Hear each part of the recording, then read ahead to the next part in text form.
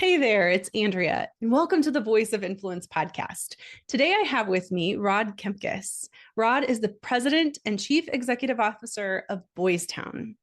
Boys Town has been helping at-risk kids and families since 1917. Their mission is to change the way America cares for children and families. From their innovative child and family care to their compassionate healthcare and groundbreaking research, they are saving children and healing families for a brighter tomorrow. It is so good to have you on the Voice of Influence podcast, Rod. Welcome. Yeah, thanks for having me.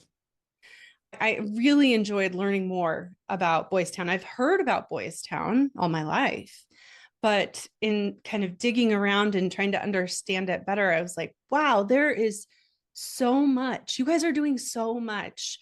Can you give us a better picture than I just did of the kind of the scope of what Boys Town does?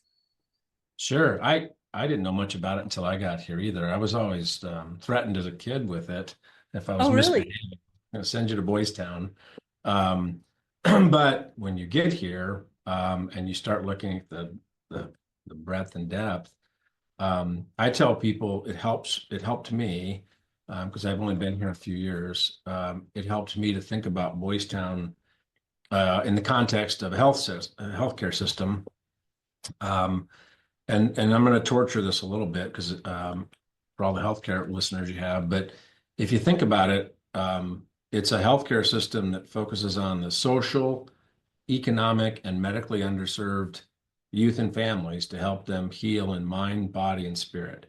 And you can take this vast array of services that really focus on preventative and primary, although we're prepared for acute and restorative services. But if you take anything we do, it fits into one of those sort of pillars of healthcare: preventative, primary, acute, and restorative type cares. And it's all backed by research. It's all evidence-based programs and services. And our numbers are in from last year, and they sort of prove the focus. In 2024, we worked with over 192,000 youth and families in the United States. And that's, in our behavioral intervention programs, our mental health services, our medical services. And, when you think of Boys Town, you tend to think of sort of the origins of the mission, which is residential family-style homes and care. And we'll never get out of that. Like it's a higher risk business, but it's also our legacy flagship.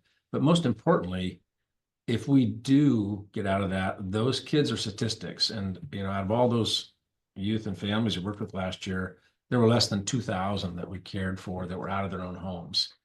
And so that's sort of Boys Town today. We're very big into preventative and primary. We don't want boys and girls to end up in out of home care. We want family reunification and family empowerment, but we're prepared to provide that, even though it's a high-risk environment, because we know those kiddos end up either in if you ask any of our alumni, they'll tell you we'll end up in prison or dead if we didn't come here. So that's Boys Town today. We also had, I think last year, a little over 2.5 million unique visitors to one of our websites. We have a website that's for youth. It's called Your Life, Your Voice. And youth go there to get help. We also have a suicide hotline that took almost 100,000 contacts from youth and people in the United States last year. We have sites in different parts of the country, but we literally look at a map of the United States and we help people in every state. Wow. Wow. So how do people know if they could utilize the services of Boys Town, or how are they referred? Most of it's people who know when they have a need, right? So, I'm a parent. I don't know if you are, Andrea, but Yep. Nothing strikes terror in a parent quicker than something that you need for your child. Yep. And so you start doing a lot of research and you get referrals. And parents talk and they have networks, and I joke a little bit about this because I have some special needs nieces and nephews in my family. But you only have to tell one parent that there's some help for them, and it spreads throughout these networks. So we saw a medically underserved community a few years ago, and it was for epilepsy care. And so we launched and became Nebraska's first level 4 pediatric epilepsy unit. And today there are others because like our job is literally to be proliferated and plagiarized. So we want everybody to pick up what we do, and we try to extend that. And today there's not a 6-month waiting list for epileptic care. We've taken that down by investing in it. So Wow. I mean, the the idea of changing the way that America cares for children and families, like that in and of itself, it's about helping shape the future. And you said something about where our job is to be plagiarized and and copied proliferated. and Yeah. proliferated. I mean, that's a really cool idea you're trying to Yeah. spread through Yeah, whatever we do. means possible.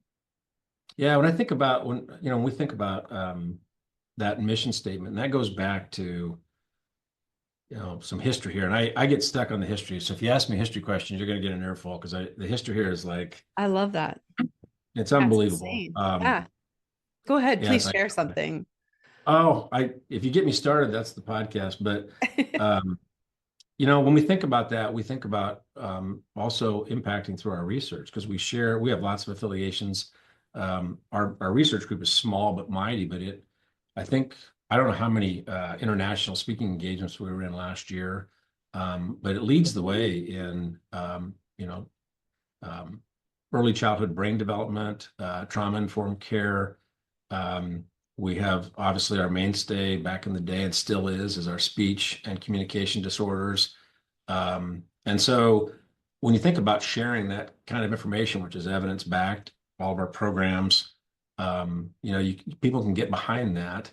And so to me, that's one of the great ways of getting the word out and being um, proliferated and plagiarized, because you can share that with a broader community that's actually trying to research some of the same issues that were going on in 1917.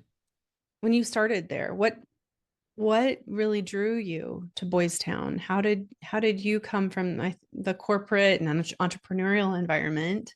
To be perfectly honest, I didn't think about Boys Town until I got a call from a search firm, and it was a search firm out of Alabama, and the board had hired a search firm, and they called, and I was like, I think I could see it out my corporate office window. I'm looking at it and thinking, place looks like a park. I get my mail there, but I really don't know what they do. I was actually considering a position at a global supply chain organization that's based here. And but I thought, what the hell? I'll check it out, and I'll come here. And I got to tell you, once you've come here, if you have kids or you have a heart that's pumping in your body, you melt. Um, I'll never forget they toured me through the IPU and the PRTF, which is an inpatient unit, is IPU, and that's for kids who are actively suicidal. And the PRTF is a psychiatric residential treatment facility. That is a locked psych ward, right, with 80 beds in it. And this little girl ran up to me and said hello and ran off. And I looked at the doctor and I said, why is she here? And after he told me about the sexual abuse she'd experienced, and how Boys Town was helping her to overcome that, um, I left the tour crying. I called my wife and I'm like, I don't think I can work here. Like, this is like some pretty heavy stuff. And she talked me off the ledge, and she said, maybe you can help somehow. Like, you ought to consider that. And then they put you in a family home dinner. So you're sitting around this table with these kids who have had this significant trauma and more often than not abuse. And they're focused on their futures. They're talking about um, where they're going to go to school and just positive energy. And you walk out of there and you're just like, okay, something's here that I don't particularly understand, but but man, you feel good, and then yeah, then they hook you like that. The tour here was the thing for me. It just like I think I need to try this and just see what happens. But that was a Yeah. few. So yeah. Yeah. How long have you been there? I started in the last part of 2018, and I think I became CEO in 22. It was when Father Bays retired. And now that you're now that you're there and you know so much more even about the impact that Boys Town has, I saw that you're also in charge of growing this impact. What do you see for the future? What are you looking toward at this point? Yeah, so to me, it's about doing more with the same amount of funds. And so we did a strategic plan, and we actually, to me, those things are only as good as the paper they're written on, unless you have um, action items. So, you can have your vision, mission, and imperatives and all that, but who's doing what, when, and how? And Definitely. we check in with our board, and it's kind of interesting. We did a 5-year plan, and we're 3 years into it, and we need to update it because we did a lot in our initiatives when we started aligning the focus, right? And but part of that plan is how do you take our programs and proliferate them even more? And I'll just give you one example. We have a program called Well Managed Schools, and we also have higher levels of that. But the goal is to keep kids in school because we know that education is a pathway, and if kids are not being disciplined, or if they stay in the classrooms and they graduate, they have a better odds of not ending up in a out of home type program. And we took that and we made it all digital. And then we created a lot of online learnings. You can in our schools, but last year we were in 282 schools in the United States. And um, these weren't my numbers I gave you before, but there was over 150,000 students in those schools. And so by taking one of our evidence-based programs that we know works and figuring out a better delivery method and meeting people where they're at, not where we're at, um, we can we can expand that number. I think we trained over 11,000 educators with that same program last year. So trying to get out there to meet and take the programs that we do that we know are successful and see how we can deliver them in a more efficient manner can help us with the proliferation and the Hmm. expansion. That's just one of our our strategic pillars. Is looking at everything we do and trying to figure out how we can do more of it. Um, and money has to be on the table. There's no mission without money. But we also have a lot of donations that provide these services. So making sure that we have, that's surrounded with our fiduciary responsibility is also important. So when you were younger, let's say you were a kid, um, were there any experiences that really shaped the way that you saw the world, your belief in your ability to make a difference? I mean, any indicators back then that you had what it takes to Well, be a leader at that's a Boys loaded Town, question. isn't it though? Yeah, there's a little bit to unpack there. Um, I grew up in a pretty stable environment, also in a small town. So, In everyone knew. Nebraska? Yeah, Do you mind if I yeah, ask where? sure. Nebraska City, Nebraska. Okay.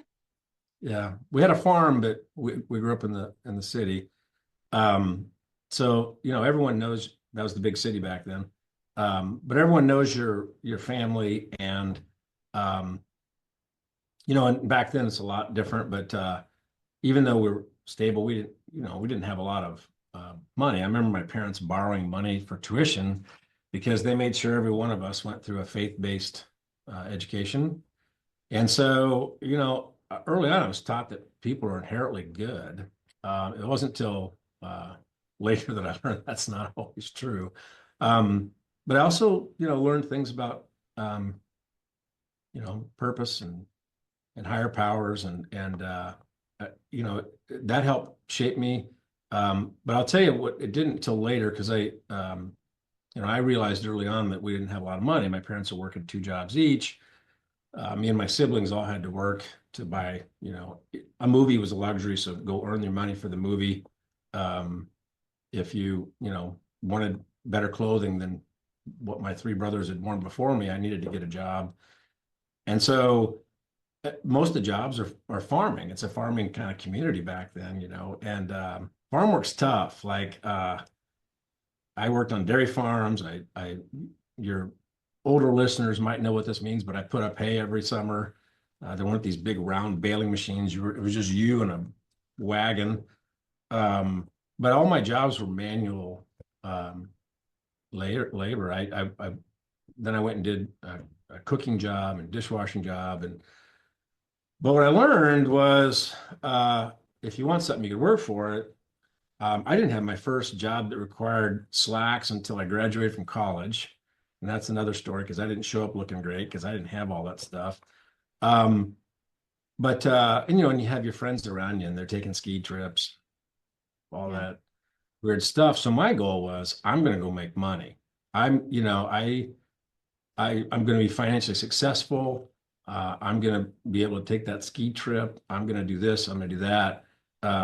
But you know, it's not later on until you have kids and you raise a family that you realize what's really important. But by that time, for me, I'm pretty far along my career. I'm a little bit long in the tooth, and so getting this call, um, I thought, you know, why not check it out? And then as I said, once you do, you're sort of like, hey, there might be something that's more purposeful to go try for a while. So I think I feel humbled and terrified to be here because I might screw it up, but it's it's just one of those places where once you get here, you're kind of like, oh goodness, like I've been doing all this dumb stuff for the last 20, 30 years, and now maybe I have a shot to do something to a little redemption, maybe. I don't know. So, Wow. but Wow. So you're seeing a whole new sense of purpose, it sounds like. you can't, if you ever get a chance, Andrea, I'll give you a tour. You I can't would love come to. to this place and not understand that there's actually a subset of humanity that's trying. And these kids, they didn't do anything. They just, you know, fly the flag and always said bad circumstance, bad environment, bad training. There's no such thing as a bad, you know, boy. I'm sure you meant girls too. And you come to see that here. You know, we have, you know, the youth that do end up in one of our out of home programs, they're higher acuity, multiple issue use, right? Because they couldn't be helped in their own home, and we want to get them back there as soon as it's safe. But um, you hear some of the stories and you're like, it's hard to fathom because you're talking to this youth who might have done some horrific things in a different environment, but they're here and they're going to school, they're catching up on their grades, they're planning for their future. Um, but yeah, it impacts you because you just realize that, yeah, you know, you hear so much news and it's like, put them in prison. And I just don't, when you get here, I don't know if I even thought that before I came here, but when you get here, you're like, no, there's something that does work. It's backed by evidence. And um, so we do a lot of lobbying for juvenile justice reform. And we invest in that pretty heavily Hmm. because putting a 13-year-old in prison does not make sense, No. especially when you see it in action here that something else works. Oh yeah. Yeah. That's fascinating. It sounds like you made a fairly significant personal shift when you came to Boys Town and through that process and in this process. And I'm wondering, how has your approach to leadership changed? Has it changed with this new sort of sense of self? Yeah, it has. You know, corporate environments are different, and you learn at a charitable place, there's just a lot you don't know. And so, like when I bring somebody on, I actually make a list of characteristics, and it's one that um, I believe in. But my first one is humility, and because you can have a lot of aptitude, and if your attitude's bad, it doesn't matter. But when you get here and you see how long people have been doing this, and what they do.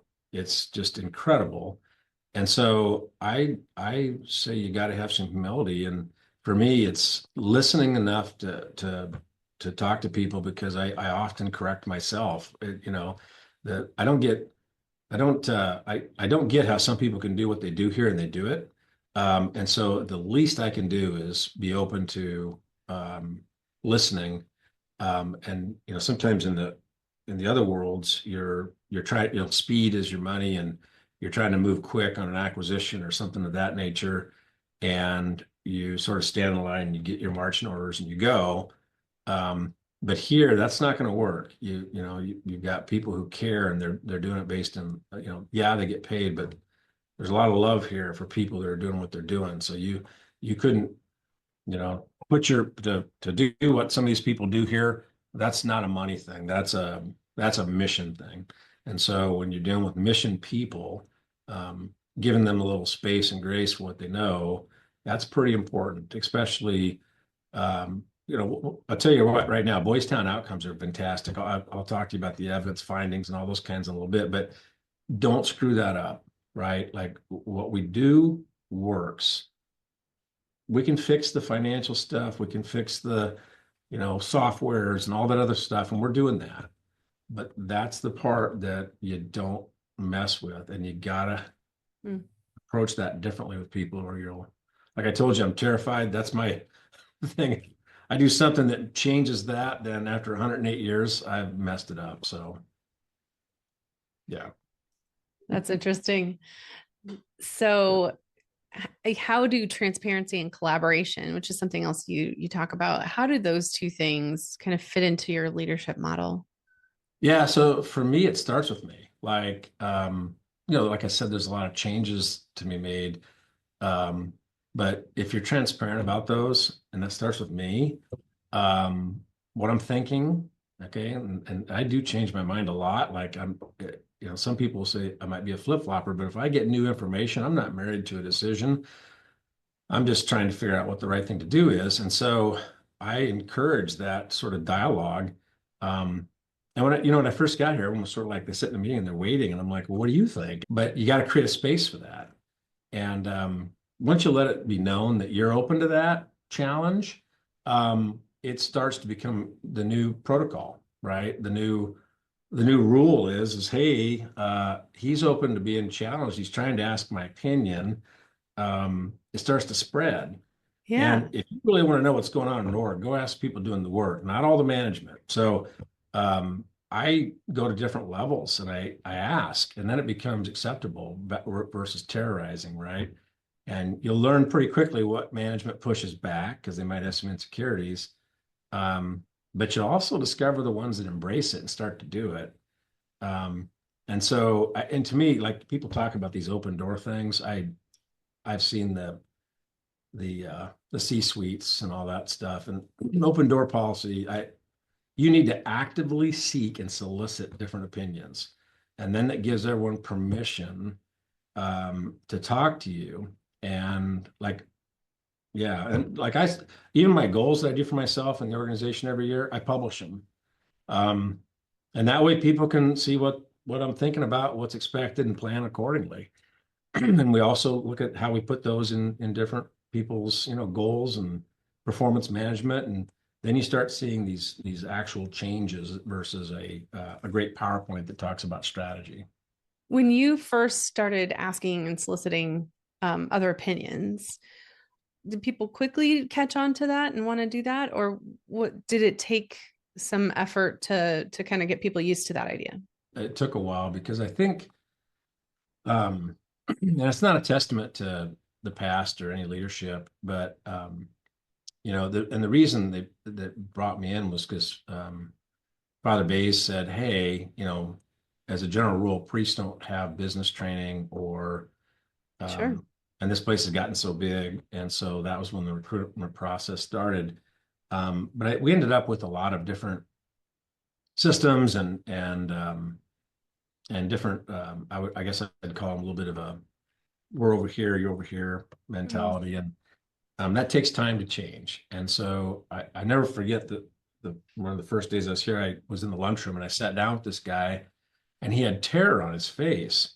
And I said, "Do you mind if I join you?" And he said, "Sure." And I go, "Why? If you don't want me to, I won't." And he's like, "Well, I'm going to be seen talking to you, and I'm going to have to explain it." And I went, "Oh, well, that gave me a message a little bit about what the enablement was, right? What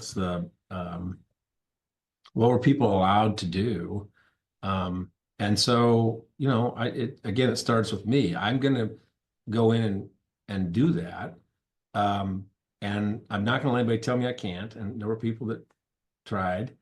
And that takes time. And then over time, it becomes the new norm, to see me going over to the grill and serving hamburgers. It's not that like difficult. It's just, you got to keep doing it. And so over time that changes, because you don't want to tip over the apple cart, right? You got all these good services and outcomes, but you want people to open up and tell you, and then you can fix different issues. And to me, there's a whole gamut of different management styles, but for mine, accessibility to me means going out and asking for that. And then you Mhm. start seeing those cultural changes. And again, it's pros and cons, right? I get asked questions that people have no business like asking me. I had somebody stop me in the parking lot the other day and want to talk about somebody's salary, and but you direct them back, and it's a teaching moment. It's a learning moment, just like I have tons of learning moments here, like especially around the care. So Yeah.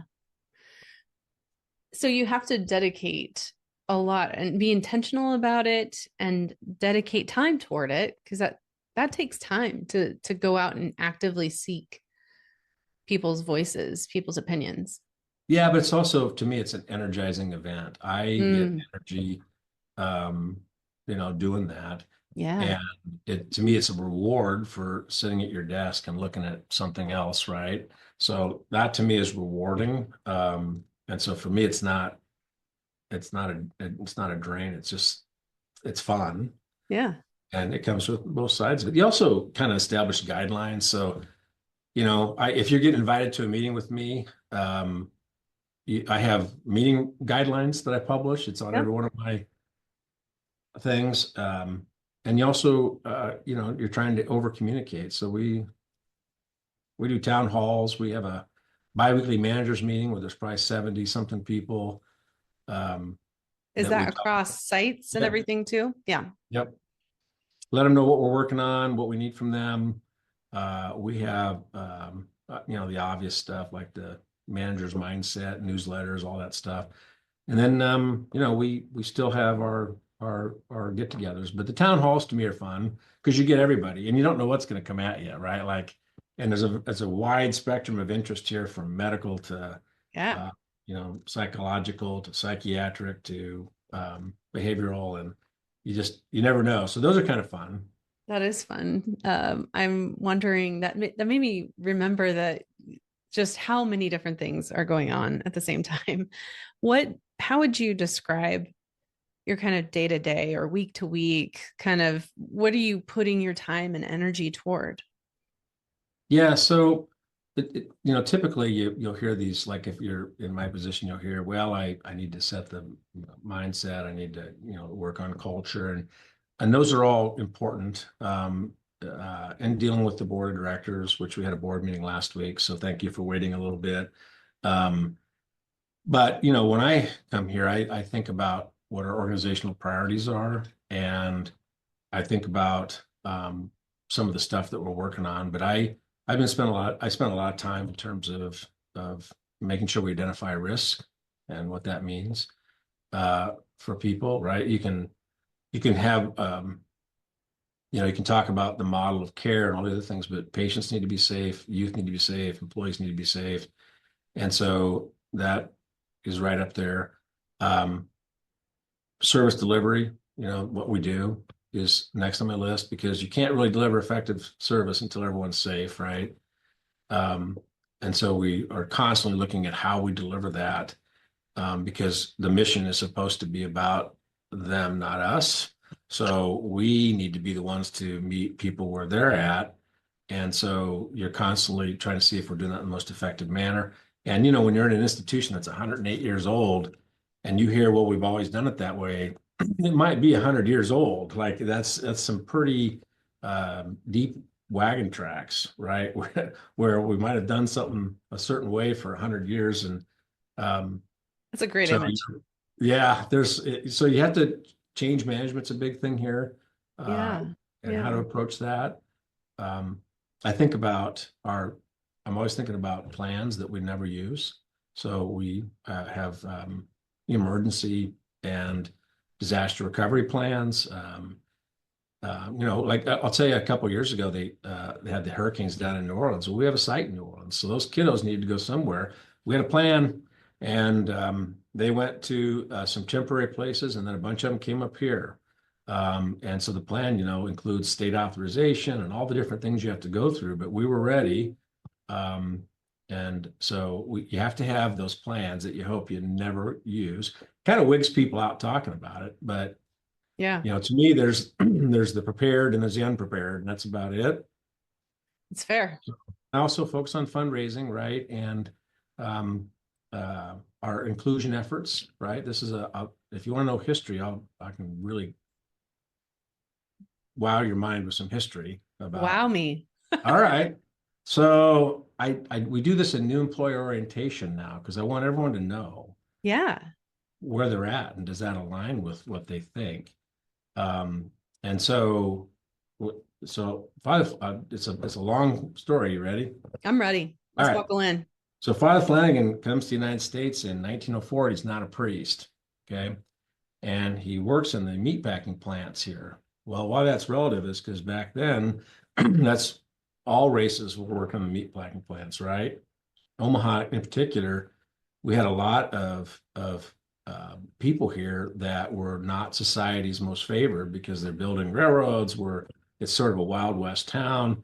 Um, when he becomes a priest, he launches this. There's a lot of homelessness because there's no social supports, right? Like if you get hurt at work, um, your kids are probably on the street and you lose your job. You're hungry, right?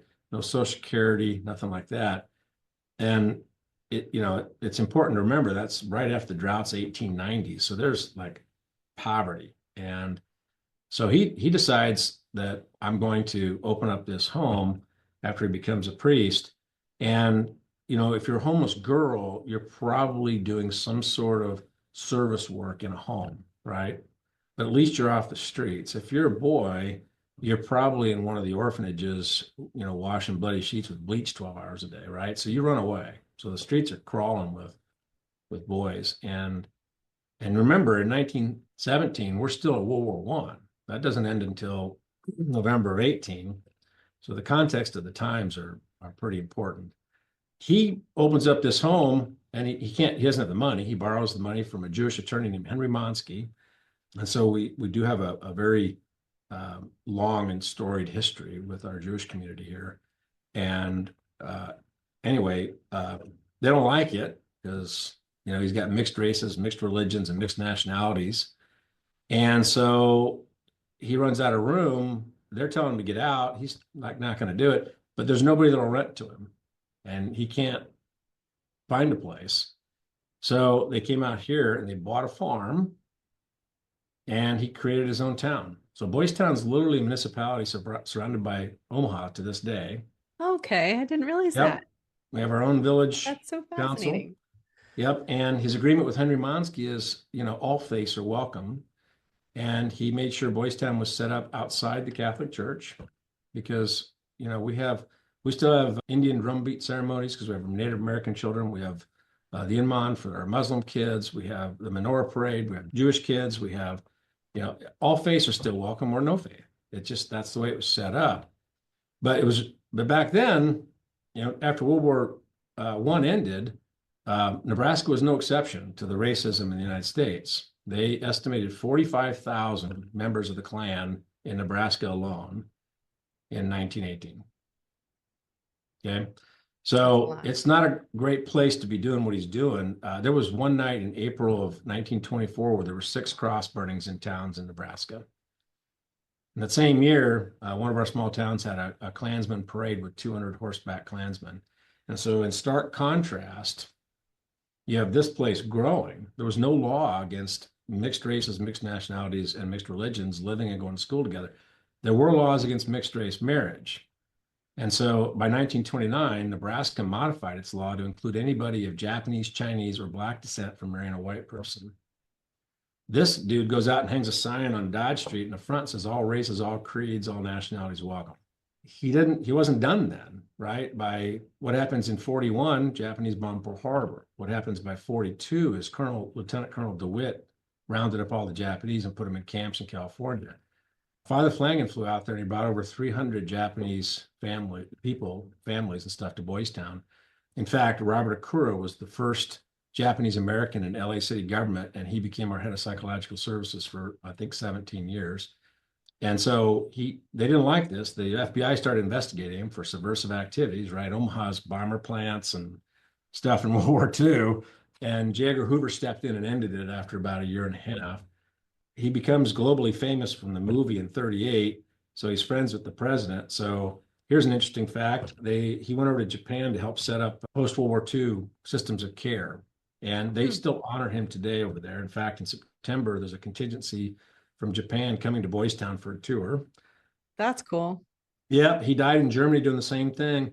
And by 1959, there were 82 Boys Towns around the globe. So he started something here and it took off. And, for us, I tell people, we've been doing this stuff for 108 years. The nomenclatures might change, some of the environmental stuff changes, but our mission continues. And, we've been through, I think, Woodrow, I'm trying to remember who the president was in 1917, but I think it was Wilson, but we've been through a lot and it just continues and it keeps going.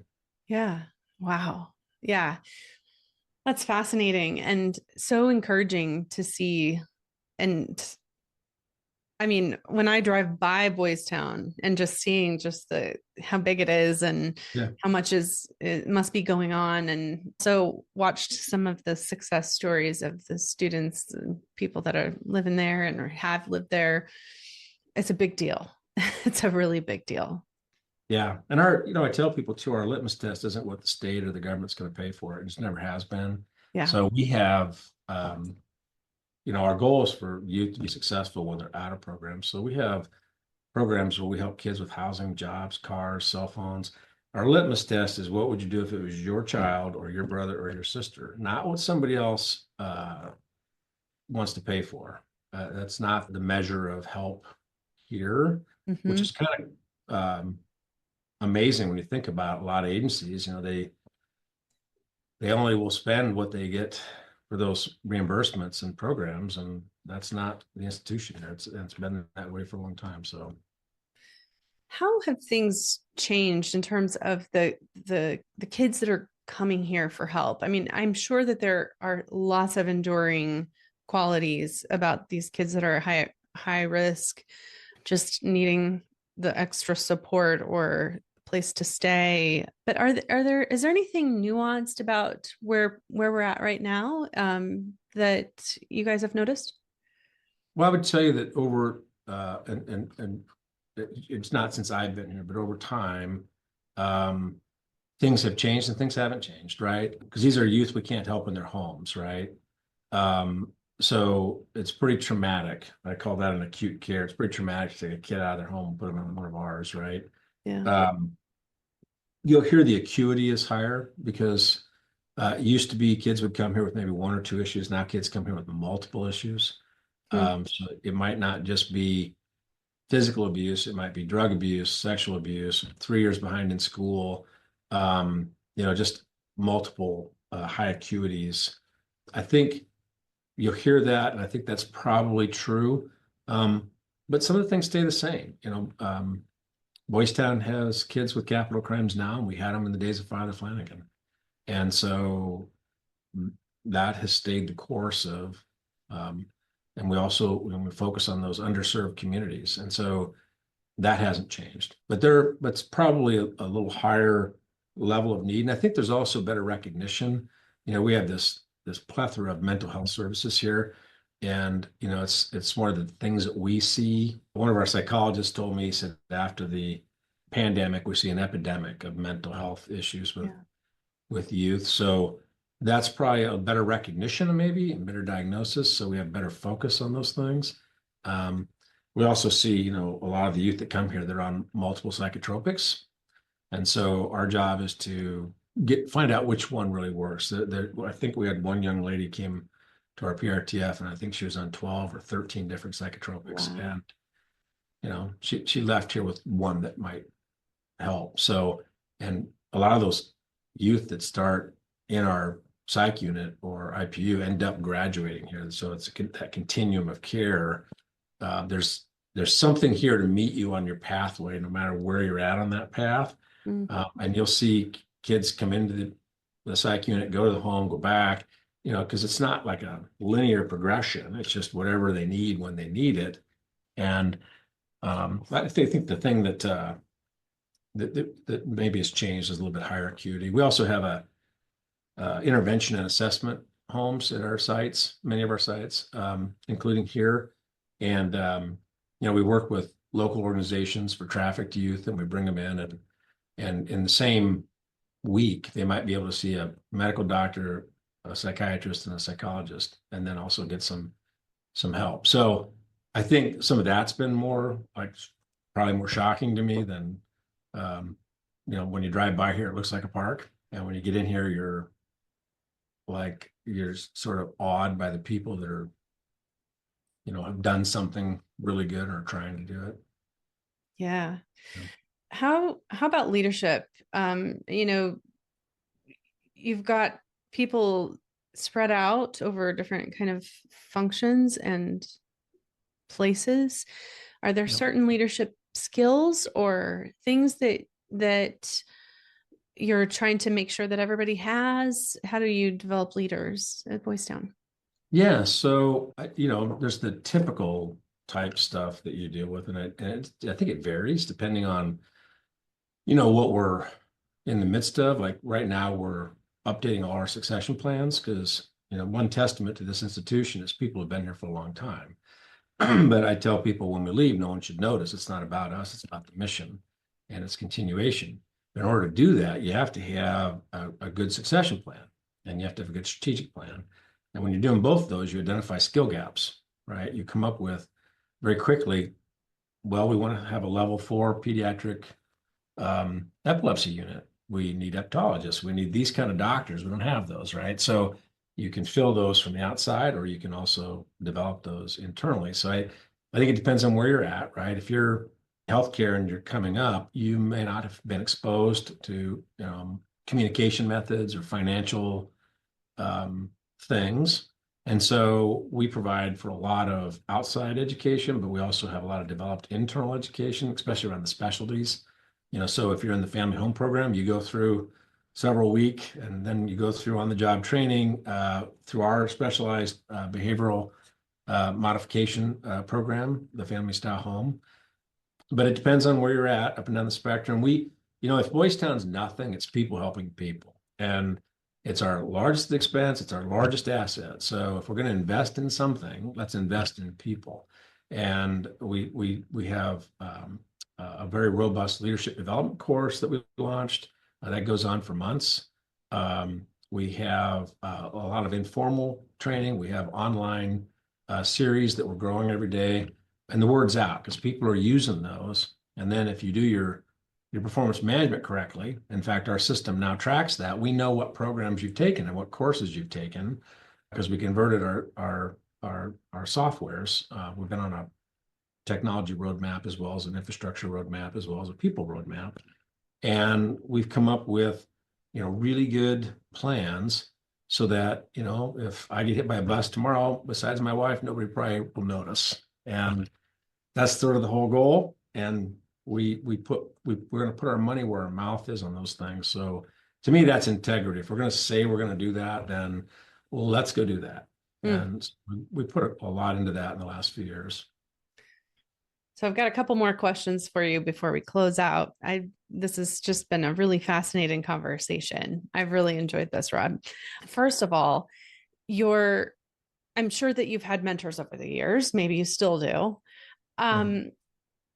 what kind of qualities or things that have your mentors done that you now are like, this is definitely something I really care about when it comes to mentorship? Yeah, and so I think about it more informally. Yeah. And this sounds bad, but I've seen activities that I told myself I'll never emulate Yep.